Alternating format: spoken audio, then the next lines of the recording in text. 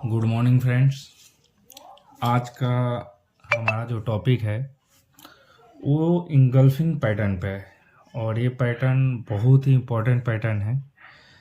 ये पैटर्न जब भी चार्ट पे बन जाता है तो वहाँ से एक अच्छा रिटर्न भी मिलता है और जो रिवर्सल आता है, जो रिवर्स करता है मार्केट, बड़ा शार्प बहुत ही अच्छा करता है। वहाँ पे हमें पॉइंट भी अच्छा मिलता है। इसका सबसे बड़ा इम्पोर्टेंस है कि जितना बड़ा ट्रेंड होगा, अगर ये पैटर्न बनेगा, मानिए कि 10, 15, 16 कैंडल का है, 150-200 पॉइंट कैप्चर किया है उसमें, तो ज़्यादातर चांस होता है कि ये अगर टॉप में बना या बॉटम में बना तो जहाँ से आया है वहाँ तक का रिवर्सल एक बार दे।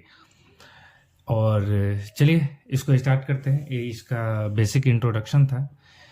अब इसमें इंगल्फिंग पैटर्न में दो आते हैं, एक बुलिश इंगल्फिंग और एक बेरिश इंगल्फिंग। आज हम लोग डिस्कस करेंगे बुलिश इंगल्फिंग कि बुलिश इंगल्फिंग होता क्या है। बुलिश इंगल्फिंग में जो इस बुलिश इंगल्फिंग है, इसका जो बनता कैसे है ये बहुत इंपॉर्टेंट रखता है।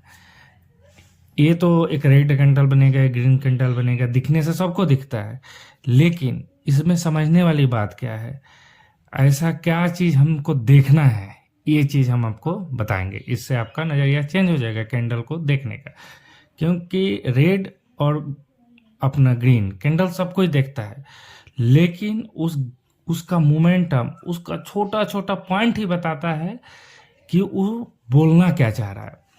तो बुलिश इंगल्फिंग में पहले क्या होगा, एक रेड कैंडल बनेगा, रेड कैंडल के बाद जो एक ग्रीन कैंडल बनेगा, वो इस रेड कैंडल का जो क्लोजिंग होगा, यानी क्लोजिंग बॉडी का जो क्लोजिंग होगा, उससे नीचे गैप डाउन ओपन होगा। ध्यान दीजिएगा, ये रेड कैंडल का जो भी क्लोजिंग होगा उससे नीचे एक गैप डाउन ओपन होगा।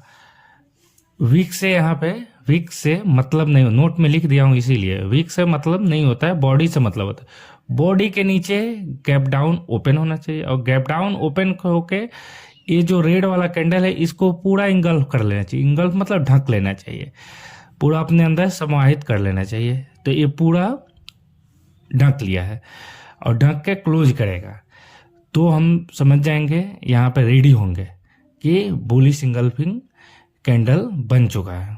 एक पॉजिटिव कैंडल है, तब आप लोगों को बताने की जरूरत नहीं है कि पॉजिटिव कैंडल कहाँ बनेगा। पॉजिटिव कैंडल हरदम एक डाउन ट्रेंड के बाद ही बनेगा।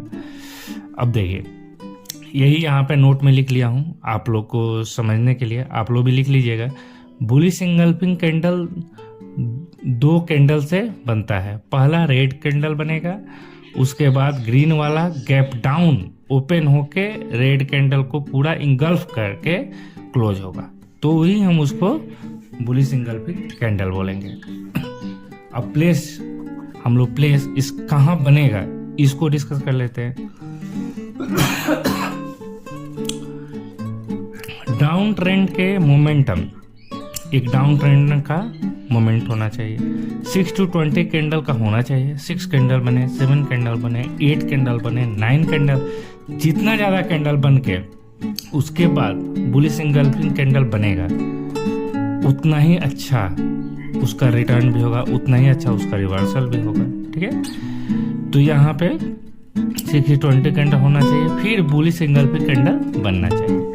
उसके बाद 6 to 20 कैंडल, अगर मानिए कि 10 कैंडल, 20 कैंडल या 15 कैंडल के बाद अगर बुलिश इंगल्फिंग बनता है, तो सोचिए कि हमारा रिवर्सल भी जो होगा वो उतना ही अच्छा होगा। अब हम डिस्कस कर लेते हैं एंट्री, स्टॉप लॉस और टारगेट।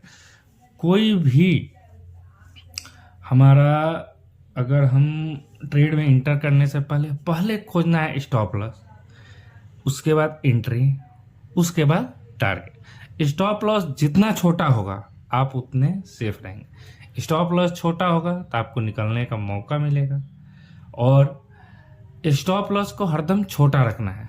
तो एंट्री, स्टॉप लॉस और टारगेट। तो पहले स्टॉप लॉस हम देखेंगे, स्टॉप लॉस हमारा छोटा तो है, उसके बाद से हम एंट्री बनाएंगे, फिर हमारा टारगेट। तो अब देखिए, ये हम जानते हैं कि एक डाउन ट्रेंड 6 to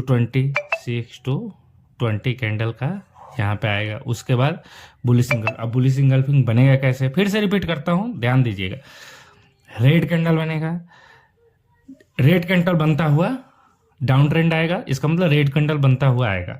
तो एक ऐसा कैंडल बनेगा कि रेड कैंडल बनेगा। रेड कैंडल के बाद जब इसके क्लोजिंग से नीचे कैप डाउन होके एक ग्रीन कैंडल बनना चालू हो, यानी ये यहाँ पे ओपन हो, यहाँ पे ओपन हो, ये क्लोज यहाँ है, क्लोज से नीचे ये ओपन हो, ओपन होने के बाद इसको पूरा इंगल्फ करके एक क्लोज हो, तो हम यहाँ पे रेडी हो जाएंगे।